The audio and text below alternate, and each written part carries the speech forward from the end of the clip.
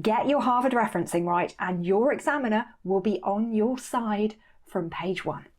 When they see accurate, careful, consistent referencing, they are in a good mood right out of the gate. However, when they see random, hastily put together, inaccurate referencing, they form a judgment about the overall quality of your work. And once they've done that, that's the lens through which they're going to view the rest of your dissertation. Is that right? Well, no, they shouldn't be letting that disproportionately influence your grade or your outcome. But unfortunately, it happens. However, it's not difficult to get this stuff sorted once you know what you're doing. And that is what we're covering in this video. I'm Dr. Elizabeth Yardley, and I've been supporting postgraduate social science students through their dissertations for the last 20 years. I've seen all kinds of referencing in that time, and all kinds of weird and wonderful referencing errors. In this video, I'm going to be going over the basics of Harvard referencing with you, so you don't repeat any of those errors. We'll start with the fundamentals, the basics of Harvard referencing, and then we're going to move on to look at in-text citations. After that, we'll look at how to reference things in the reference list at the end of your dissertation or essay or other assignment. Okay then, so first up, the basics of Harvard referencing. The Harvard referencing system consists of the following types of reference. Firstly, you have references within the text, like this. These items are short and snappy, allowing your reader to see the name and the year of the item you're drawing upon. It also includes a reference list, like this.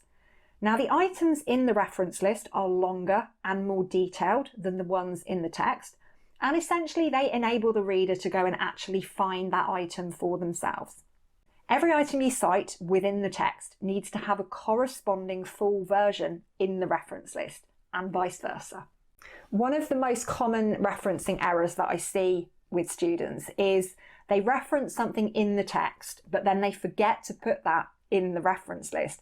And that creates a problem for someone who's marking your assignment, because they can see that you've referred to something, some external source, but they're not able to form a judgment about the quality or the value of that external source because they simply can't see where it's come from because you haven't got a reference in the reference list. So we don't know whether Smith 2020 is a critically acclaimed, peer-reviewed, leading piece of literature in your field, or whether it's something that somebody wrote on a blog last week. So don't forget to include the full reference in the reference list for every reference that you use in the text.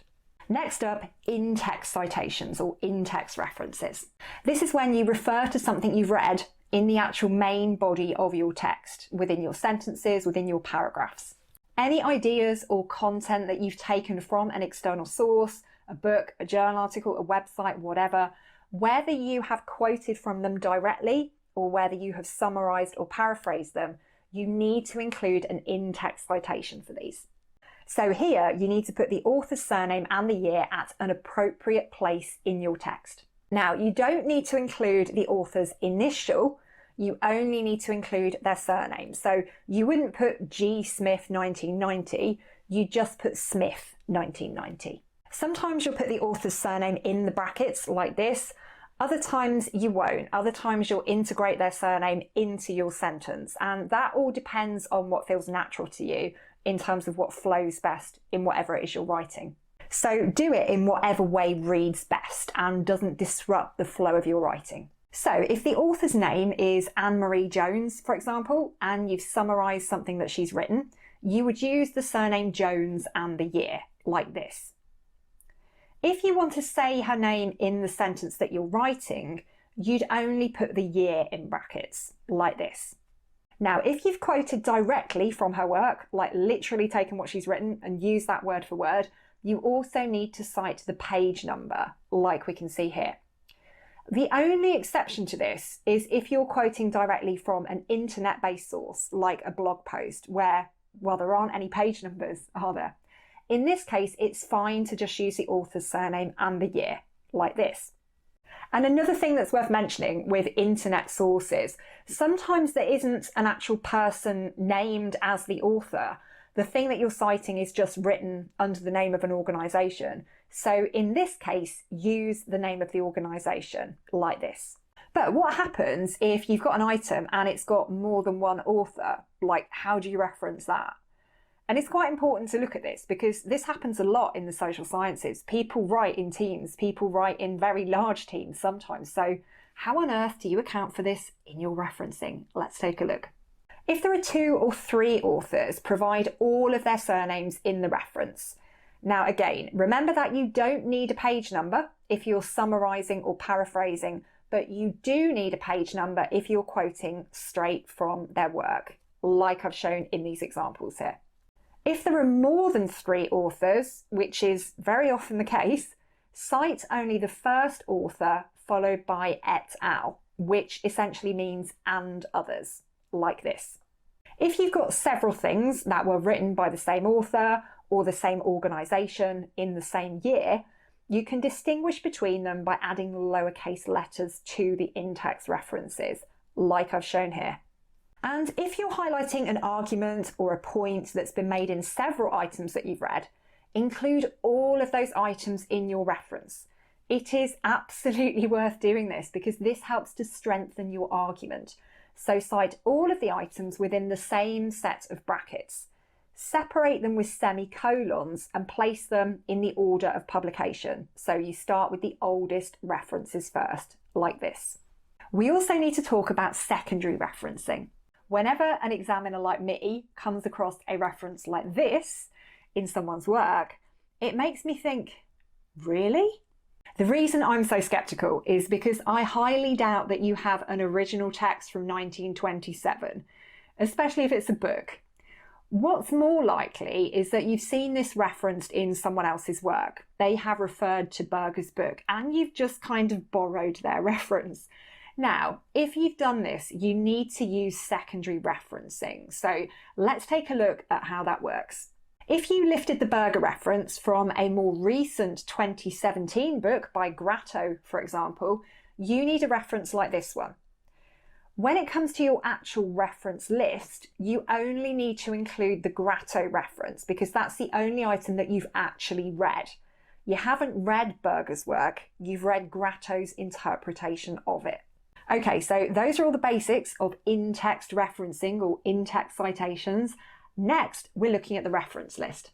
As I said earlier, and it's worth reiterating here because this is so important, every time you reference something in the text, every time you have an in-text citation at the end of your sentence, at the end of your paragraph, you need to make sure that the item that comes from is referenced in the reference list at the end of your assignment.